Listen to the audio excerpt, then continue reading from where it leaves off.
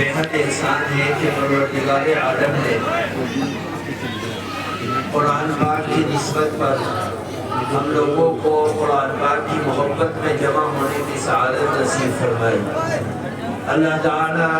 ہمارے اس جمع ہونے کو ہم سب کے لیے خیر کا، عزت کا، عافیت کا، مغفرت کا ذریعہ بنائے۔ آمین۔ میرے دوستوں، بزرگوں، قرآن پاک اللہ تعالیٰ کی ہمیشہ رہنے والی کتاب ہے۔ پروردگار عالم کی ذات سے اس قرآن کا تعلق ہے۔ جب اللہ تعالیٰ باقی ہے تو اس کی زبان سے نکلنے والے الفاظ بھی باقی ہیں، وہ ختم ہونے والے نہیں ہیں۔ یہی وجہ ہے کہ اللہ کے نبی صلی اللہ علیہ وسلم نے قرآن پاک کی فضیلتیں جو بیان کی ہیں، ان فضیلتوں میں سے ایک فضیلت یہ ہے کہ اللہ تعالیٰ قرآن پاک کو مرنے والے کے ساتھ اس کی سربلندی اور عزت کے خاطر پروردگار عالم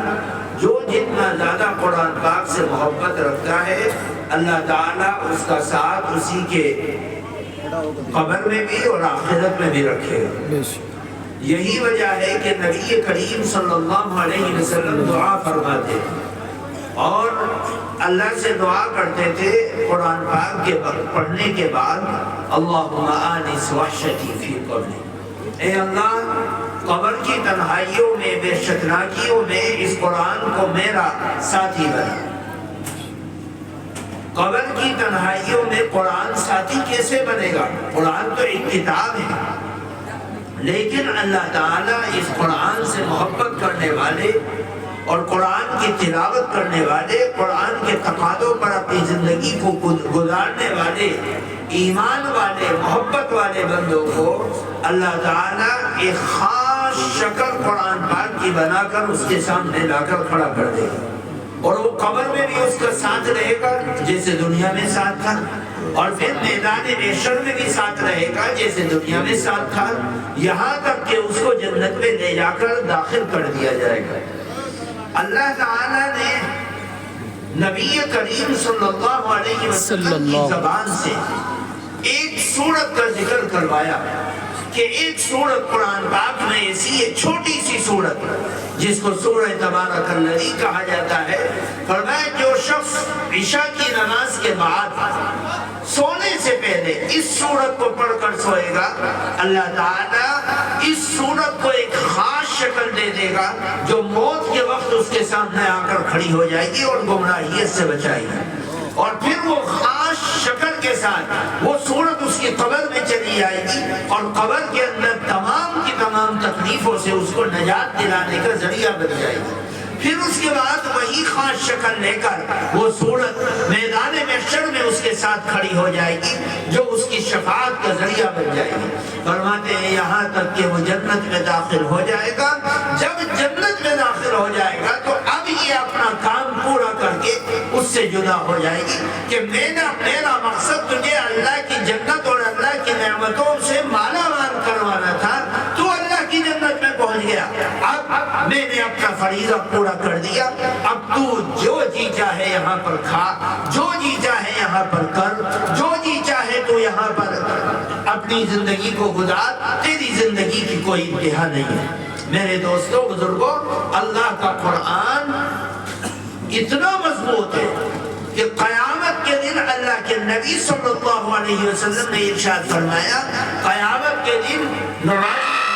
پڑھنے کے بعد جو جنت میں اس کا مقام ہے اللہ اس کو بتلا دے گا، روزے دار کا مقام جو ہے اللہ بتلا دے گا، اور حج کرنے والے حاجی کا جو مقام ہے اللہ بتلا دے گا، سچ بولنے والے کا جو مقام ہے اللہ اس کو بتلا دے گا، امانت داری کا دھیان رکھنے والے کا جو مقام ہے اللہ اس کو بتلا دے گا۔ لیکن حافظ قرآن جب حفظ قرآن کے بعد اور قرآن کا عامل بن کے، قرآن پر عمل کر کے، قرآن کے تقاضوں پر اپنی زندگی کو گزار کر جب اللہ کی جنت کی چوکھٹ پر جائے گا اور اللہ سے پوچھے گا اللہ سب کو مقام مل گئے، میرا مقام کیا ہے؟ تو اللہ کے نبی صلی اللہ علیہ وسلم نے ارشاد فرمایا یقال لهذا القرآن، اللہ تعالیٰ اس قرآن کے قاری کو، جو قرآن کا پڑھنے والا، اس کو کہا جائے گا کہ اقرأ وارفع وارتقي ورتل كما كنت ترتل في الدنيا، کہ تو دنیا میں جس طرح قرآن پاک کی تلاوت کرتا تھا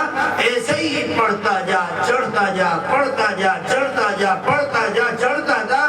جہاں پر تیری قرآن کی آخری آیت ہوگی وہیں پر اللہ تیرا ٹھکانہ بنا دے گا اور وہ جنت کے اندر اعلیٰ علیین تک پہنچے گا، جنت الفردوس تک پہنچے گا۔ میرے دوستو بزرگوں، اللہ تعالیٰ نے حافظ قرآن یا عامل قرآن یا قرآن سے محبت کرنے والے کا مقام جو رکھا ہے، وہ مقام اس دنیا کی زندگی میں ہم اس کو سمجھ نہیں سکتے، کیونکہ اللہ تعالیٰ کی نعمتیں ہمارے سامنے، آخرت کی نعمتیں ایسی ہیں ما زارعت عین ولا سمعت اذن ولا خطر على قلب بشر، ایسی نعمتیں جن کو ہم کسی آنکھ نے نہیں دیکھا، کسی کان نے نہیں سنا، کسی زبان نے نہیں بولا، اللہ تعالیٰ نے وہ نعمتیں جو رکھ رکھی ہیں، ان نعمتوں کا دروازہ اللہ تعالیٰ کما حق ہو پوری طرح ان لوگوں کے لیے کھولے گا جن کا تعلق زندگی کا اللہ کے قرآن سے جڑا ہوا ہے۔ میرے دوستوں بزرگوں، ان مدارس دینیہ کا مقصد کیا ہے؟ ہم اپنے گاؤں کے اندر مکاتب قرآن کی درسگاہیں، اپنی مسجدوں میں قرآن کی درسگاہیں، اتنی بڑی آبادی ایمان والوں کی ان مدارس و مکاتب سے جڑی ہوئی ہے، اور بچے آتے ہیں، بچیاں آتی ہیں، پڑھانے والے آتے ہیں، پڑھنے والے آتے ہیں، سیکھنے والے آتے ہیں اور اللہ کے قرآن کو سیکھتے ہیں۔ یہ دراصل 1400 سال کی تاریخ میں اللہ کے نبی صلی اللہ علیہ وسلم کی زبان اقدس سے ہزاروں لاکھوں باتیں اللہ کی دین کی فضیلت کے بارے میں نکلی ہیں، لیکن جتنی زیادہ فضیلت اور جتنی زیادہ عظمت اللہ کے قرآن سے تعلق رکھنے والوں کے ساتھ اللہ کے نبی صلی اللہ علیہ وسلم نے فضیلت ان کی بیان کی ہے، اتنی فضیلت دنیا کے اندر کسی بھی عمل میں نہیں ہے، چاہے وہ جہاد کرنے والا ہو، اور چاہے وہ تبلیغ کرنے والا ہو، چاہے وہ تذکیر کرنے والا ہو، چاہے وہ خانقاہ چلانے والا ہو، چاہے وہ صدقہ اور خیرات کرنے والا ہو، چاہے وہ اللہ کے کعبے کی چابی اپنے پاس رکھتا ہو، لیکن اللہ کے قرآن سے جن لوگوں کی زندگی جڑ جاتی ہے ان کو کوئی دنیا کی طاقت بگاڑ نہیں پاتی، بشرطے کہ ہماری زندگی اللہ کے قرآن سے جڑ جائے۔ اللہ کے نبی صلی اللہ علیہ وسلم نے بڑے بڑے صحابہ جو اللہ کے نبی صلی اللہ علیہ وسلم کے شانہ بشانہ جہاد کرتے تھے، سرایہ میں جاتے تھے، غزوات میں جاتے تھے، اور ایمان لانے میں وہ سابقون الاولون سبقت کرنے والے تھے، اس کمزوری کے عالم میں مکے کے اندر جب ایمان والوں کو دیکھ کر اذیت پہنچائی جاتی تھی، تکلیفیں دی جاتی تھی، ٹارچر کیا جاتا تھا، قید کیا جاتا تھا، زنجیریں ڈالی جاتی تھی، ریت پر بٹھایا جاتا تھا اور سل کا پتھر رکھا جاتا تھا، اس زمانے میں جو لوگ ایمان کا کلمہ پڑھ کے ایمان میں داخل ہوئے، ان لوگوں کے ہوتے ہوئے اللہ کا نبی پر فرما رہے ہیں، فرمایا خیرکم من تعلم القرآن وعلمہ، تم میں سب سے بہترین وہ شخص ہے جو قرآن کو سیکھے اور سکھائے۔ کیوں؟ اس لیے کہ دین، ایمان، نماز، روزہ، زکوٰۃ، حج، صدقہ، خیر، خیرات، جہاد، ہر چیز کی حفاظت کا ذریعہ صرف اور صرف ایک چیز ہے، اور وہ چیز قرآن ہے۔ اگر قرآن امت میں نہیں ہوگا تو کوئی نمازی نماز کو دین ثابت نہیں کر سکتا، کوئی زکوٰۃ دینے والا مال کو، خیر خیرات اور اللہ کی خوشنودی اور اللہ کے حکم کو ثابت نہیں کر سکتا۔ دنیا کی ایک ادنا سی نیکی رسول کی رسالت بغیر قرآن کے ثابت نہیں ہو سکتی۔ یہ قرآن ہی ایک ایسی چیز ہے کہ رسول رہے یا نہ رہے، صحابی رہے یا نہ رہے، مہاجر رہے یا نہ رہے، انصاری رہے یا نہ رہے، مکے والا رہے یا نہ رہے، مدینے والا رہے یا نہ رہے، غوث قطب و ابدال رہے یا نہ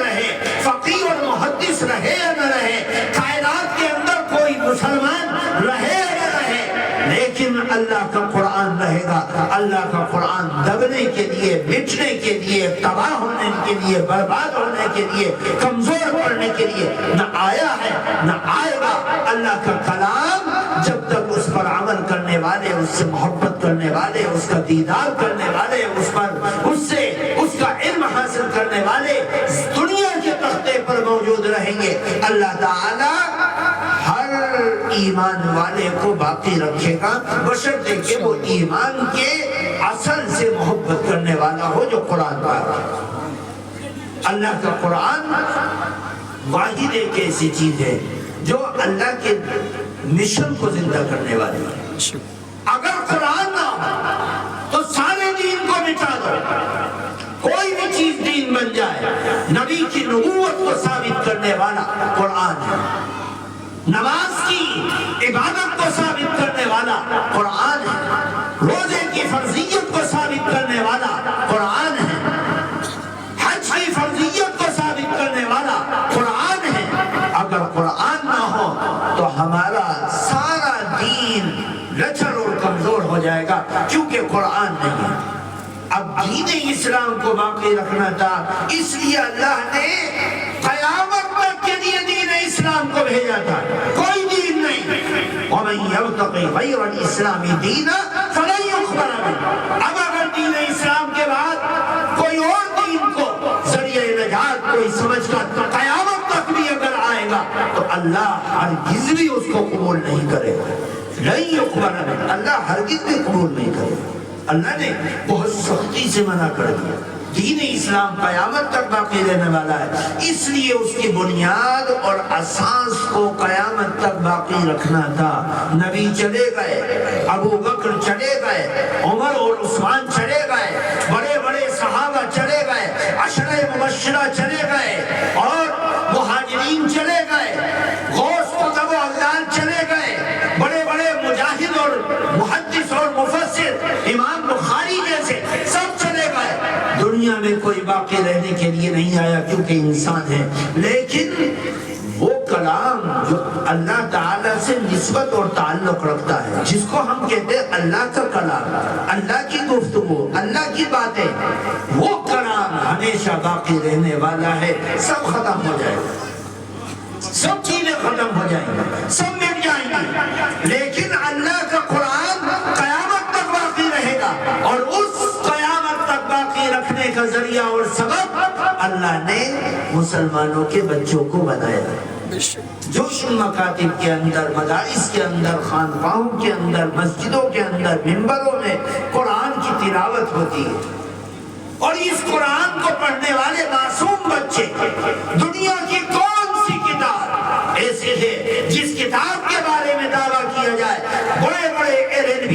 بڑے بڑے ایڈوکیٹ، بڑے بڑے وکیل، بڑے بڑے ڈاکٹر، بڑے بڑے انجینئر، بڑے بڑے فلاسفر، بڑے بڑے دنیا میں انسان آئے اور اپنے علوم کو سیکھنے میں مہارت حاصل کی، لیکن قرآن پاک کے علاوہ کوئی اللہ کی کتاب ہو یا انسان کی کتاب ہو، کسی کتاب کا حافظ دنیا کے تختے پر آپ کو دکھائی نہیں دے گا، لیکن قرآن کے حافظ 1 2 3 لاکھ 2 لاکھ 3 لاکھ 4 لاکھ کوئی تعداد، کوئی تعداد۔ اللہ کے قرآن کو پڑھنے والے، اس کو سینوں میں محفوظ رکھنے والے ہزاروں ہیں، لاکھوں ہیں، کروڑوں میں پہنچ گئے۔ مسلمان اپنے بچوں کو قرآن سے جوڑتا ہے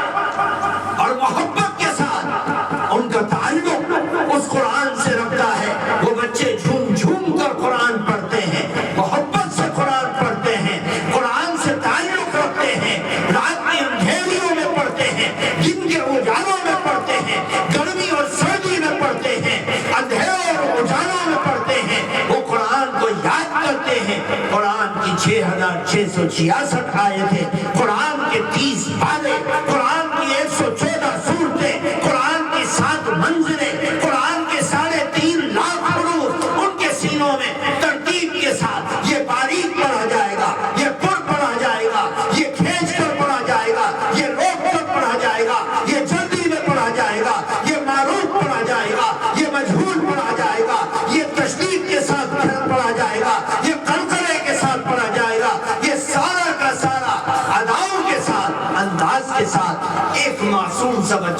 قرآن کو پڑھتا ہے اور حیرت ہوتی ہے کہ قرآن اس شخص کی زبان پر جس کی ماں کی زبان قرآن والی نہیں، باپ کی زبان عربی نہیں ہے، خاندان کی زبان عربی نہیں ہے، لیکن معصوم بچہ گاؤں دیہات سے، جنگل سے، ویرانے سے اٹھ کر آتا ہے اور قرآن کو اپنے زبان سے پڑھنے لگتا ہے، ایسا لگتا ہے کہ یہ کسی عربی بولنے والے کا بچہ ہے۔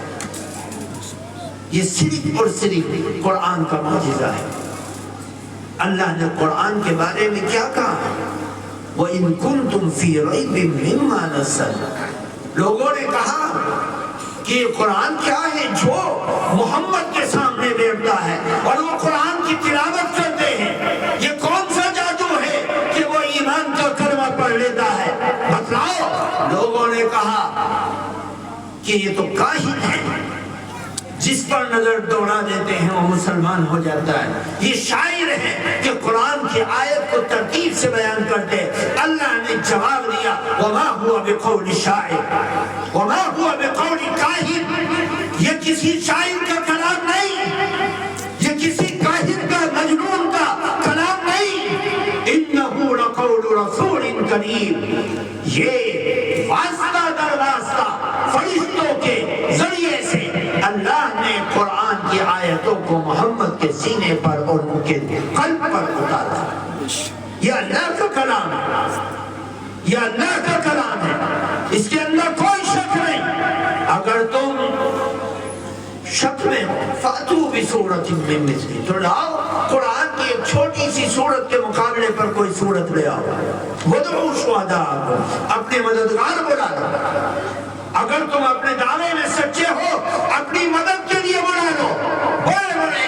زبان دراز، بڑے بڑے ذمہ دار، زبان بولنے والے ادیب، بلغا، فصحا، سب کو بلا لو اور کہو کہ اللہ کے قرآن کے مقابلے پر ایک سورت تیار کرو۔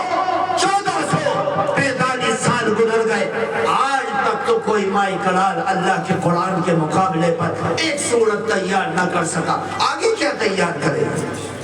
ایسے ایسے آئے جنہوں نے ترنے والا بنا دیا ایمان اور مسلمانوں کو، اور مسلمان اس قدار پر آ گیا کہ مٹ جائے گا، تباہ ہو جائے گا،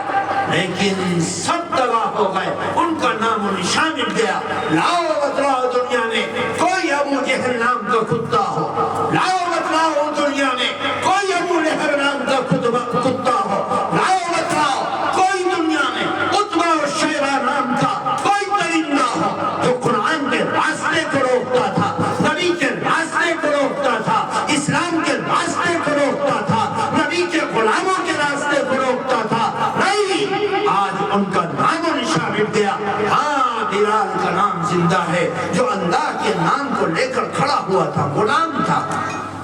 زید کا نام زندہ ہے، اسامہ کا نام زندہ ہے، انس کا نام زندہ ہے، جو بے سر و سامانی کے عالم میں اللہ کے نبی کے ساتھ کھڑے ہو گئے تھے کہ قرآن پر مریں گے، قرآن پر مٹیں گے، نبی کے قدموں میں مٹیں گے، نبی کے اشارے پر چلیں گے۔ آج ان کا نام ایک نہیں، ہزاروں نہیں، لاکھوں انسانوں کے نام کے ساتھ ان کا نام زندہ ہے۔ کون جانتا ہے بلال کے باپ کا نام کون تھا؟ بلال کا خاندان کیا تھا؟ کون جانتا ہے؟ کوئی نہیں جانتا۔ زید کے باپ کا نام کہاں کا تھا؟ کوئی نہیں جانتا۔ کہ انس کے والد کہاں کے تھے؟ کوئی نہیں جانتا۔ عثمان کے باپ کا نام کیا تھا اور کہاں کے رہنے والے تھے، کس قبیلے سے تھے، نہیں جانتا۔ لیکن اللہ کے قرآن کی نسبت پر آج دنیا میں سب سے زیادہ جس نام کو رکھا جاتا ہے وہ نام محمد ہے۔ دنیا کی کمپیوٹر فیل ہے، دنیا کی سائنس فیل ہے۔ کیوں مسلمان دعویٰ کرتا ہے کہ ہم نبی سے محبت کرتے ہیں اور اس محبت کو سچ ثابت کرنے کے لیے اپنے نام کے ساتھ محمد کا نام جوڑتا ہے کہ ہم محمد سے محبت کرتے ہیں کیونکہ میرے آقا کا نام محمد تھا، میرا نام محمد ہے، میرے آقا کا نام احمد تھا، میرا نام احمد ہے۔ دنیا اس ضلالت و گمراہی سے نکلی محمد صلی اللہ علیہ وسلم کی وجہ سے۔ اس قرآن کے آنے کا ذریعہ محمد صلی اللہ علیہ وسلم کی ذات اقدس ہے۔ اللہ نے قرآن کی اللہ اکبر جس چیز سے جوڑ دیا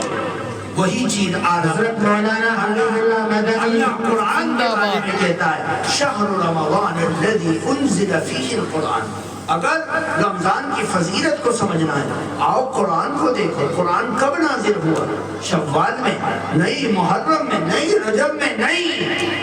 اللہ کا قرآن کہتا ہے کہ میں رمضان کے مہینے میں نازل ہوں، اس لیے رمضان کو فضیلت مل گئی۔ نبی بہت آئے لیکن جس نبی کا تعلق قرآن سے تھا وہ نبی نبیوں کا سردار بن گیا۔ امتیں بہت آئی لیکن جس امت کا تعلق قرآن سے جڑ گیا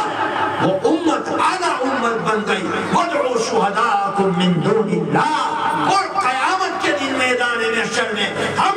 محمد صلی اللہ علیہ وسلم کی امت کو گواہ کے طور پر پیش کریں گے۔ یہ امت محمدیہ کا مقام اور مرتبہ ہے۔ صحابہ بہت آئے لیکن جنہوں نے فرسٹ ٹائم قرآن کو لبیک کہا ان کو اللہ نے اعلیٰ بنا دیا کہ والسابقون الاولون من المہاجرین والانصار، جنہوں نے اسلام کے اندر سبقت کی، کلمہ پڑھنے میں سبقت کی، قرآن کو قبول کرنے میں سبقت کی، وہ ایمان اور اسلام کے اندر آگے بڑھنے والے ہیں۔ انسان ایمان والے بہت ہیں لیکن جن کا تعلق قرآن سے جڑ گیا حافظ قرآن بن گئے، عامل قرآن بن گئے، قرآن کو پڑھنے والے بن گئے، قرآن کے قاری بن گئے، قرآن سے تعلق رکھنے والے بن گئے، اللہ تعالیٰ نے ان کا مقام اور ان کا مرتبہ قیامت کے دن بلند کر دیا کہ صرف اسلام کے اندر مسلمانوں میں دو ذات ایسی ہیں جن کو شفاعت کا درجہ اللہ نے دیا، ایک حافظ قرآن اور ایک اللہ کے نبی صلی اللہ علیہ وسلم کی ذات اقدس۔ جہاں پر سارے داؤں اور فریب فیل ہو جائیں گے وہاں پر نبی کی سفارش چلے گی اور ابتدا میں اس شخص کی سفارش چلے گی جو عامل قرآن حافظ قرآن ہے۔ میرے دوستوں بزرگوں، قرآن سے اپنی زندگی کو جوڑو، تعلق کو جوڑو، اپنے دین اور ایمان کو مضبوط بنانے کی فکر کرو، اپنے بچوں کو قرآن سے جوڑو، کچھ بھی بناؤ اور کچھ بھی قدم بڑھاؤ، کچھ پڑھاؤ، لیکن یاد رکھو کہ قرآن سے اپنے بچوں کا پہلے رشتہ مضبوط ہونا چاہیے۔ اللہ تبارک و تعالی ہم سب کو کہنے سننے سے زیادہ علم و عمل کی توفیق اور سعادت نصیب فرمائے،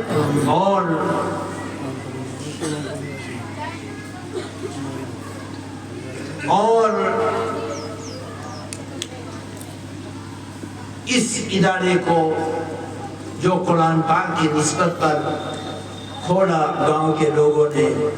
سب مل کر اس میں قربانی دی، یا جس نے بھی قربانی دی، اللہ تعالیٰ ان لوگوں کی قربانیوں کو قبول فرمائے۔ آمین۔ میرے دوستوں بزرگوں، ہمارا یہ مہینہ جو چل رہا ہے یہ رجب اور اس کے بعد شعبان اور اس کے بعد رمضان، اللہ کے نبی صلی اللہ علیہ وسلم دعا فرماتے ہیں اللہم بارک لنا فی رجب و شعبان وبلغنا رمضان۔ اے اللہ رجب اور شعبان کے مہینے میں ہمارے لیے برکت رکھ دے